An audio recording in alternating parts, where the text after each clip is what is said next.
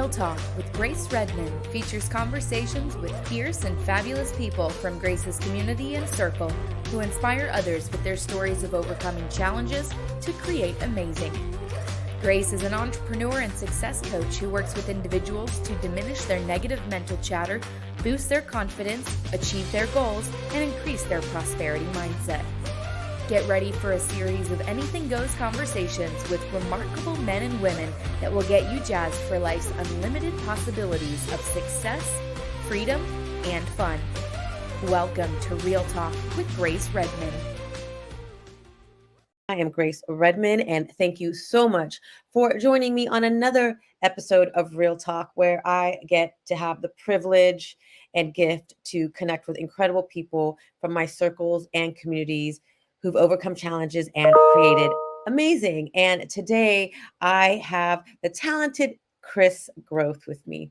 Kris is an intuitive energy healer, Archangel Life Coach, spiritual teacher, and best-selling author.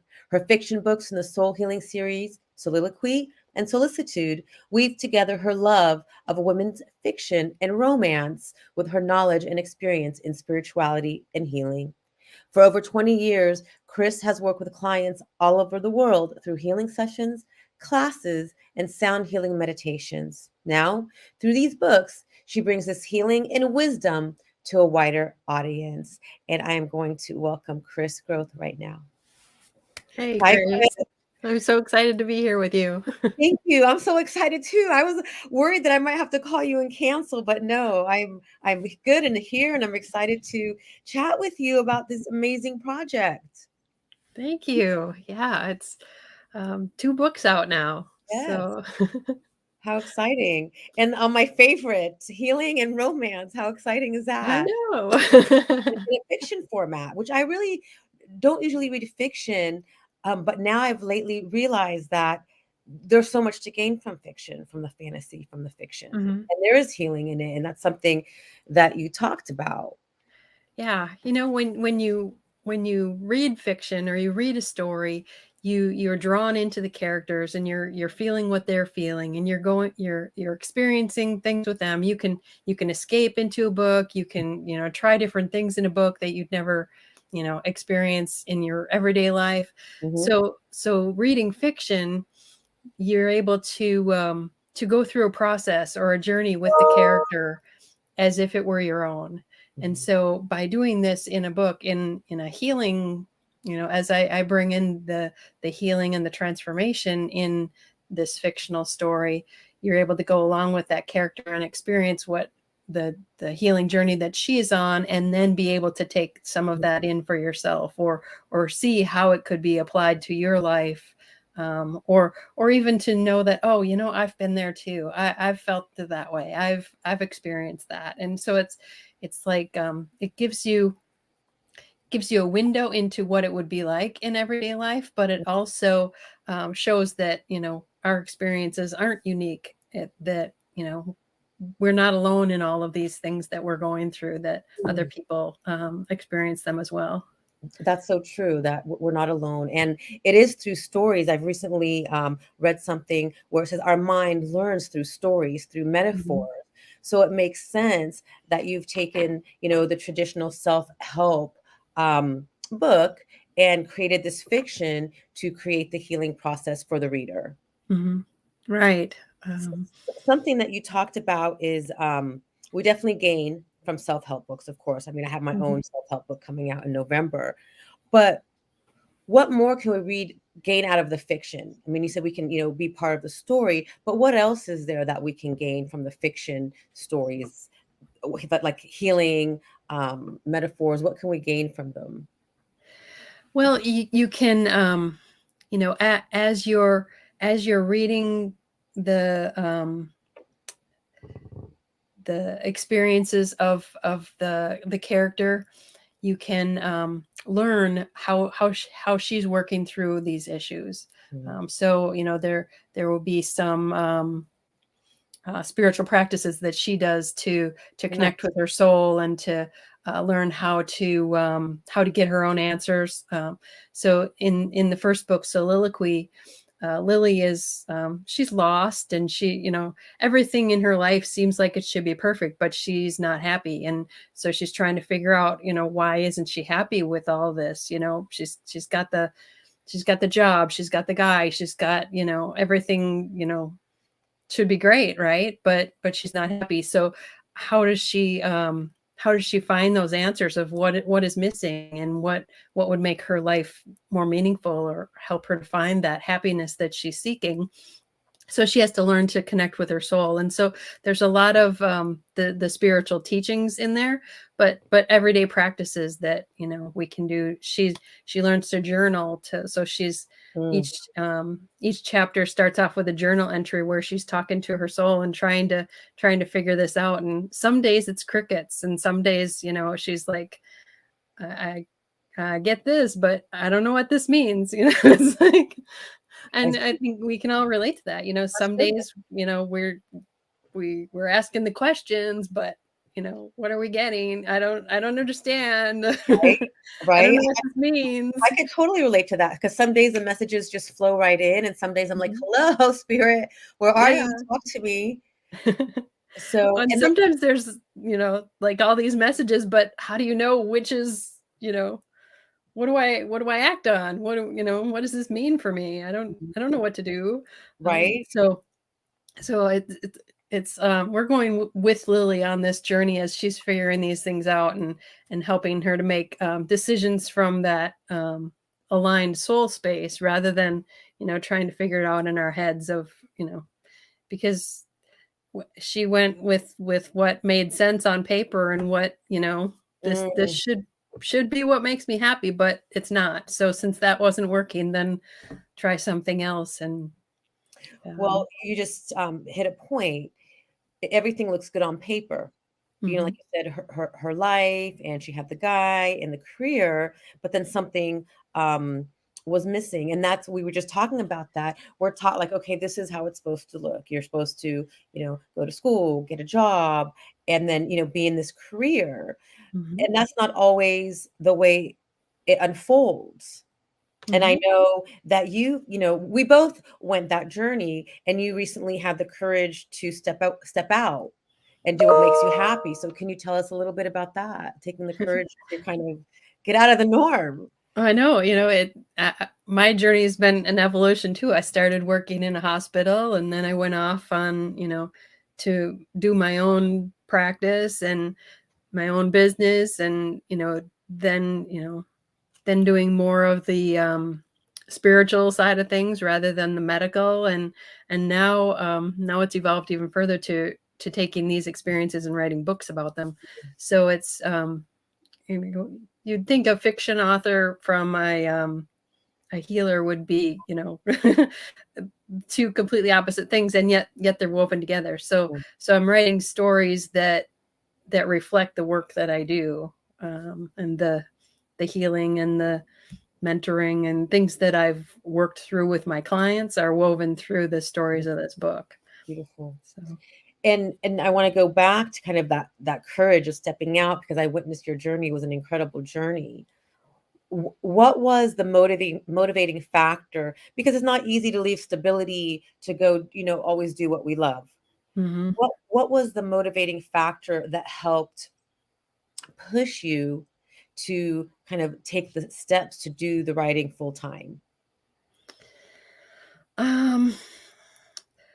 Well, COVID definitely helped. When everything was shut down, my business kind of shut down, and so I was at home and spending my time writing, and realized during that time that, you know what, I really love being at home and writing, and having that freedom to, you know, to work in this way, rather than having a schedule and going into the office and, you know, trying to, you know, work my business and, you know, all of that. It was like COVID gave me the opportunity to see what it would be like to do things differently. And so, you know, having the gift of being home for 6 months, you know, without a schedule, and, you know, being free to write or create or do what made me happy. And, you know, whether I made money or not, it was like that was I was able to set that aside. Like, it was this, unique opportunity that how often do we get that where, okay, you know what, just don't go to work for 6 months and you can just stay home and, see what happens. That's unreal, but that's the way it was. And so that opportunity opened things up for me that I saw, oh, you know what, it would really be nice to be able to do this full time, that, if I could just, and as I was, opening up to writing more ideas for other books. And so like I'm already working on book 3 and I've got an idea for book 4 and, Beautiful. another whole series. So it's like when you get into that flow, then more opens up. So well, you just said the word. When we get into that flow, so much more opens up and comes our way. And, you said it was during COVID. And I think we had so much to reflect upon at that time and to decide what works for us and what doesn't. And we had a choice, to Right. stay with what wasn't working or make changes. But I know for me, if I stay in something that doesn't work, my body goes out of whack. Mm-hmm. And I have to make those shifts. Did you feel that way? That, okay, before we went to COVID, did you feel like, okay, something's not working and I need to make a shift? Were you already feeling that way? I was feeling it. I didn't know what it would look like. I didn't know what it was going to be. If something had to change, and but it's trusting. Staying connected and following that guidance that we were talking about. But then trusting that, okay, if I take that step, it'll be okay. Whether it works out or not, it'll still be okay. And it's just keep trusting and taking those steps and being open to whatever unfolds. Well, that's a big word, the trust. Trusting and knowing when you're feeling it in here and you don't know the how. I'm learning to let go of the how and trust, because I think sometimes for us perfectionists, we need to know, okay, how? What is the plan? How am I going to get there? Well, also being in business, that's what you teach. Okay, what's the plan? What's the goal? And surrendering that how has been amazing, because the possibilities and opportunities come. Yeah, definitely. And it's trusting ourselves and also trusting in the universe that, okay, you know what, whether I make it or not, I'm still okay. And it's okay to fail sometimes. That's part of our journey. It's part of what we learn and what we move on from. Absolutely. And there's no failure. It's only feedback, which is funny. Right. That was going to be one of the questions I asked was, during this process, what was something that you perceived as a failure that later you saw as a blessing in disguise? Well, lots of things, because, I started off writing the first book. Well, I had and I never thought I would be a writer at all. I went 25 years thinking I couldn't write. I wasn't a writer. I'm not good at that. And so the inspiration came to me in a meditation that I would write a book. And I was, thinking, you got to be kidding. I'm not a writer. I don't know the first thing about this.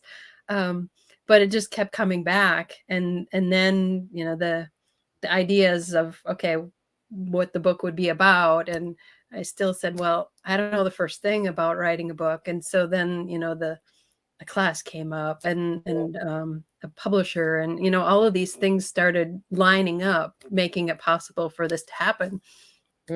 So, and each part, I didn't know what I was doing. And the first time the book came out, there were mistakes in there. There were, grammar issues. There were, all of these things. The book wasn't perfect.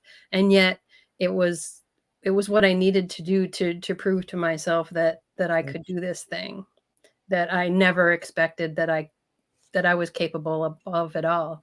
So the first book came out 4 years ago, and now I recently republished it. So I, went through and re-edited it and got a new cover, and, so fixing all of the things that I learned from that first time and, making it better. And so, all of this process of, what we learn as we go along, we take these steps and we learn from them, and okay, I can do this better next time. And okay, now I can improve on this. And now I can, take this next step. And it's all just part of the process, and not to shut ourselves down saying, oh, you know what, you're terrible at this. You're, just give up, just, Right.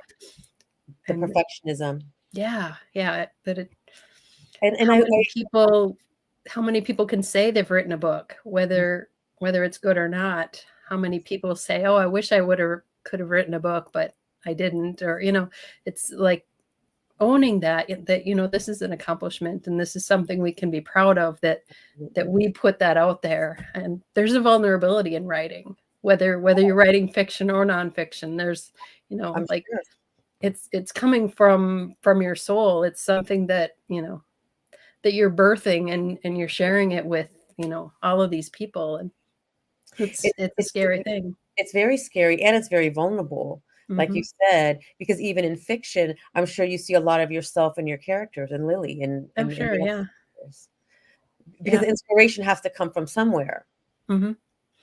I think there's part of me in all of the characters, whether they're, the main character or the side characters are, I'm like, and there's some of the people that I know and people that I've worked with, and, it's just like this compilation of, things through my life. And it's not my story by any means, but it's, all of the stuff that I know is mashed into this story. And, if people say they hate it or it's awful, that, it hurts. You feel like, oh, how can they say that about my baby? But it's, it's still, there's a reason for it wanting to come out. And that's. Now, did you ever, as a young girl, when, out playing, did you ever think, like, I wanted to write a book one day? Did you ever think you wanted to be a writer? Or, like, how did this come about? How did the writing piece come about? Actually, I did. I was a bookworm, and I liked to write. I was constantly reading, but I also was writing. So I was writing stories, and I was submitting to writing contests and things like that when I was in grade school and in high school even. And when I went to college, I was still considering being a writer at that point, until I took my first college composition class. And I, was like shot down, and everything I wrote was torn apart. And that like taught me that you're a terrible writer. You're you can't be a writer. So like I completely shut that down, believing that I wasn't good enough, that, you don't have any skills. You're not a writer. All of those beliefs I took in, and I believe that for, 25 years. Those limiting false beliefs, they're bullshit, people. Well, and just a stupid thing of taking one class in college that just completely, I took that in. I wasn't aware of it, that's what was happening at the time, but, I just, it just runs in the background, and you just don't do it. I don't know why I wasn't writing or thought I couldn't write, but, it wasn't until I really sat down and thought about it that I'm like, I think it was that class in college, went back to that, just that one thing. But, if I wish all this wisdom and knowledge we have now, it's like, I wonder, gosh, I wish I had it then. But then we wouldn't have had all the experiences and lessons. So that's how we gain the wisdom. Mm-hmm. Well, if I would have been a writer right from college, I wouldn't have gone on to be a healer and had all of the wisdom that I've experienced through these last 20 years as a healer, which now I put into the book. So it's like everything there is a reason and a timing behind it. There really is. And even as I'm, coming to the end of my book, I mean, I started it a few years ago with Shanda, and Shanda, and she said, take your time, because there's going to be situations that come up that need to be in the book that you haven't even experienced yet. And she was so right. And so, like you said, it's just everything happens when it's meant to happen. Yeah. Everything happens when it's meant to. At least I feel that way. although I'm impatient sometimes and I want to. No, I am too. It's hard to sit back and just let it be rather than, okay, come on, we got to make this, got to Right, make this right. go. Like, look, I'm still a recovering perfectionist. I'm a recovering, control freak. So those pieces are still there. But I trust, like you talked about, trusting the universe, trusting the how it unfolds. And I heard you say that once you had the idea that you wanted to write, the writing classes came about, the right people came into your life, and I can say the same thing for myself. Once I made a decision to do that, the right people showed up. Mhm. Something that we've been talking about is healing, and you talked about this book is a fiction book to help, in the healing and transformation of the reader. Why is it important for us to heal our past to create an aligned future? Mm. Yeah, that's a good, it the experiences of the past, they even if we can push them aside and we can compartmentalize them and we can, have it so that we're not experiencing the emotion of it. We've packed it away really nicely, Mm, but because we're holding that energy, we still end up bringing on a lot of the same patterns. So, like in the second book, Solicitude, the main character is a woman who's escaping an abusive relationship, and part of the healing that she needs to go through to heal that or to move on to a healthier situation is stuff from her childhood when her father was abusive. So it's, and because she was still holding a lot of the beliefs and the energy and the emotion of that time, of how her father made her feel, and the beliefs that, he kept telling her how worthless she was, and what a bad girl she was, and all of those things. She was that's how she saw herself. She didn't think she was worthy of anything better. And so then she was getting into, relationships where, the men weren't treating her very well. And, it's like she was in this cycle. And a part of her believed that that's the cycle that she belonged in, that mm, that's just, just her life. That's just the way that it is. But in going through this healing process and really, clearing away, looking at some of that old baggage and old emotions, and seeing what's really true and what's not. What is it that we've carried and we've believed but really mm, isn't true about ourselves. When we can look at that clearly and get rid of the stuff that isn't true, and really tune into what is true for ourselves, that's when we see that, what, we're really not the way that we've been yeah. trained to believe. And when we can step into our truth and who we really are, that's when we open up to all the amazing things Mm, that life has for us, whether it's happiness or love or a healthy relationship or um, all of a it, career that's more fulfilling, or whatever it might be. all of it. Yeah. And I mean, I can speak from my own healing journey. I never realized that I had these patterns because same thing. I went from one abusive situation to the next, not realizing. I mean, I was attracting that based on the beliefs that were created based on my experiences in childhood. Same thing. I was told I wasn't good enough. I wasn't worthy. I wasn't deserving. And so, Mhm. what was I going to attract in my life except abusive situations? And Mhm. I just thought that was the norm, Yeah. until something clicked in my head. Thank goodness I was, young. Well, I was young enough, but it took years to break those patterns. Mhm. And then we step into this transformation, but it's not easy. It's a process. Yeah. Because at the core of it, we say, okay, just believe in yourself, just know your worth. But how do we get there to know our worth? Right.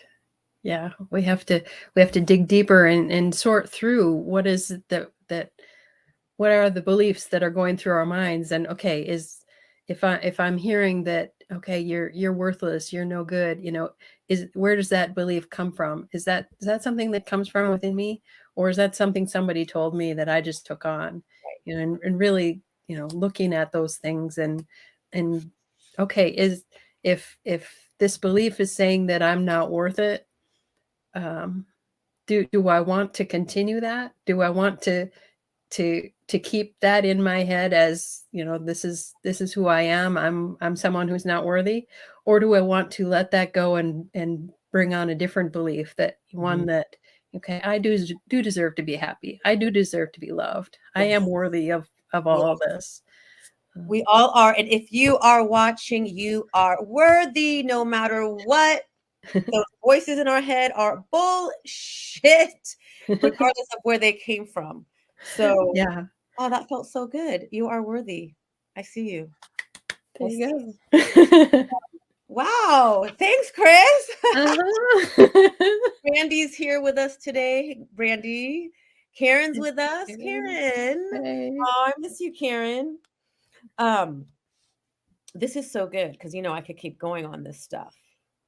Well, and it's not just abusive patterns. It can be, you know, any pattern. It could be a pattern of, you know, not having enough, or, you know, the lack of abundance, or, you know, the not feeling like you're good enough, that no matter what you do, it's not good enough. And, you know, there's a lot of these different patterns that we all are in, but it's yeah, it's going in within yourself and doing that healing and peeling away what is the garbage, what is the lies, and find out what's really true. And how do we want our life to be? Is this the life we want to continue? Is this the pattern we want to stay in?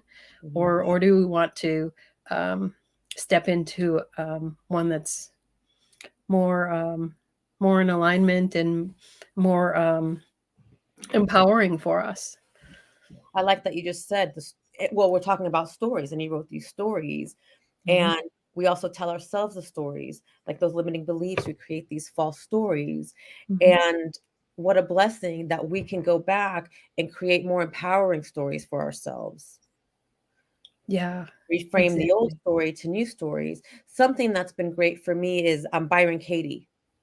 And she has the 4 questions, but the one that I start with is, when a belief pops up in my head. I mean, you know how long it took me to do these lives. I mean, you're with me in the mastermind, and then I couldn't even show up. And what was helping me was, you know, I suck. Now, is that true? No, there's some things I'm good at. And so Byron Katie, I love when a story comes up in my mind, I ask myself, is that really true? Is that true? Is that really true? And then that's helped. And I think just asking yourself that has our mind kind of just start questioning it. That's where we can begin to shift the story, because now our mind's like, is it really true? Yeah. Yeah. Bringing that awareness in, bringing our attention to it. Awareness is key. Yeah. Yeah, it is. Gosh, I wish I knew all this years ago. I wouldn't have all those painful stories to share and overcome, right? So I know you also had your own transformation and your shift. What was the hardest part of your shift, of the transformation? I think stepping out of what was expected or acceptable, and being different. You know, the fear of judgment, the fear of what will people think, what will people say about, you know, if I'm doing something woo woo. You know, it's like yeah, that fear of criticism and judgment, I think was what held me back for a long time. But once I stepped into it and like, okay, you know what, I'm just going to do this anyway, because it got to a point where it was too uncomfortable not to be who I was meant to be. That's a good one, Kris. The pain of being crammed into this box that didn't fit me anymore was so uncomfortable that I had to do something. You know, it was just I just couldn't continue just being the way it was. So finally, taking a step to do what my soul was calling for. Even though it was scary, it was freeing. It was like, it's like being let out of a cage, Freedom. Yeah. And even though the cage might feel safe, there's so much more out there than what was in the cage. So Well, I like what you said. The cage felt safe, but was it benefiting us? Is it benefiting you? right. Yeah. And they say like we never grow from that space of safety and comfort. Mm-hmm. What's Yeah. that poem where it says the day comes where it's more uncomfortable being in a tight bud? What is it? I know if anyone's on with us, do you know which poem I'm talking about? The day comes where it's more uncomfortable staying in that tight bud. Huh. Yeah, it's perfect. I don't know the poem, but that's exactly it. And then, from the bud, then once the bud is able to break out, it becomes the beautiful flower. Yeah. So Like the caterpillar. I love the analogy, Mhm. the metaphor of the caterpillar. Yeah. Um, because we do. It's like if we're in a situation that isn't serving us, we can't stay in that situation for the rest of our lives because shit's going to happen. It's going to come up to push us out because ultimately our spirit and the universe are in charge. Mm-hmm. Yeah. And that cosmic 2x4 will come to push us out of that comfort zone. Mm-hmm. Because that's not where we expand. We don't expand in our comfort zone. And it's been amazing to witness your expansion. It Oh, really has thank you. been Same to you. fun. So if there's someone that's watching who's interested in writing a book, because I meet so many people and everyone has an incredible story. And I hear like, oh, I should write a book. And my answer to them is you should write a book. But they're Mm-hmm. like, well, I'm not a writer. I don't know where to start. What would you say to that person? Start by journaling. Start by, just, not writing it as you would think it would be on the store shelves. That's way too much pressure. But just start, putting things down, whether it's on your computer or on a notebook or whatever, but just, getting that out of your head and onto um just writing it down, getting it out. And then you can always go back and look at it later to see if there's, how can you bring it together to make it a book. But I would just start with, just journaling, and without any expectation, without any uh like, it doesn't have to be perfect, it doesn't have to be anything, it doesn't have to be for anybody but you, but just, getting that out there, and getting into the flow of writing. And the more that you do that, that opens up to, okay, if I can write in a journal, then um, I can write a short story, or I can write a blog article, or I can write, then you just keep growing it from there. Once Um, upon a time. but just start with little steps. Mhm. Now, do you self-publish? Do you have a publisher? What do you suggest there? What do you recommend? Right now I'm self-published. Very So nice. yeah. And yeah, the first time I published with Shanda, with Mhm. a hybrid publisher, and I learned a ton that way. Um, about the process, and about, and it was nice having somebody that was taking care of a lot of those steps. But She's great. now, wanting to be a full-time author, it's been better for me to have more control, and to, take responsibility for each of the steps myself. And so it's been a huge learning process. That's It's like, huge. you know Now, do going you to take a college class? and learning a whole new thing. But Totally. Like, it's did you it's take a been class to learn to self-publish? Did you just YouTube? Did you Google?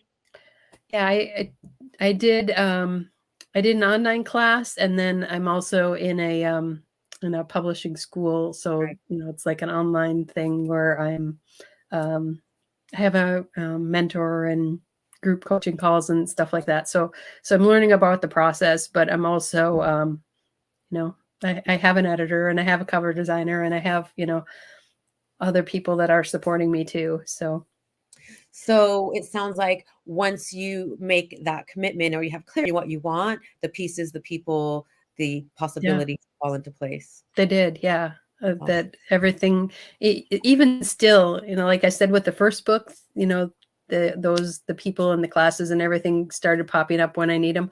That's still happening, even, along this whole process when I needed to make a decision about whether to republish the first book and how I wanted to do it. And like the universe just kept showing up, that, okay, here's an option, and here's another opportunity, and here's a person to help, and here's this, it just continues to line up. It's beautiful. And so I'm grateful for that. I'm so grateful for you. And like I said, it's been incredible to, I'm just getting emotional because I've been with you on this journey, and it's been incredible to witness. You're just amazing. And I'm so happy for you. Congratulations. This is incredible. I just got the chills. And so I'm just, it's been amazing to watch. And this is what fuels me. So thank you so much for allowing me to be part of that journey, for coming on today to share and connect with our audience and to share a little bit. I'll show you. I got I just got my paperbacks this week. So gorgeous. And if someone's interested, where can they find you, and where can they order? My website is KristineGroth.com. That's my author website. The books are available on Amazon. They are, and they're both in Kindle Unlimited. So if you're in that too, I got my Kindle copies. Yay!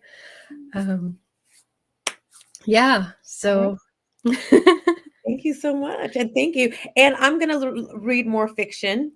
I think that's something that I never thought about, because I've been reading all of these self-help books. So thank you for bringing that to my attention, because I think I need a little bit of creativity in my life. So I appreciate you bringing that. And for those of you that are watching, thank you so much for being here with us today. I'll put Kris's information at the end if you need it. If you have any questions, please don't hesitate to put them in. Kris and I will come back and take a look. And as always, I thank you, because I know there's hundreds of different places that you can be, and I appreciate and I'm grateful for you being here with us. Thank you, Grace. It's been fun to talk with you, but also fun to share about my books, because it's not typical for fiction books to be, it's a different combination. So it's been challenging to get this out to the people who need to read them. So I'm grateful to talk with you and share this with your audience, and I'm just grateful to be here. So thank you so much. My pleasure. And thank you, like I said, turning me on to a new way of healing through these stories. So I'm definitely looking forward to continuing reading your books. I appreciate you. And thank you all of you for watching. If you enjoyed this episode, please feel free to share and rate. And until next time, I really wish you an incredible, incredible day ahead. And I wish you all the magic that you deserve. All right, all have a great day. And Kris, hang on with me. All right. All right. Thank you. Bye, guys.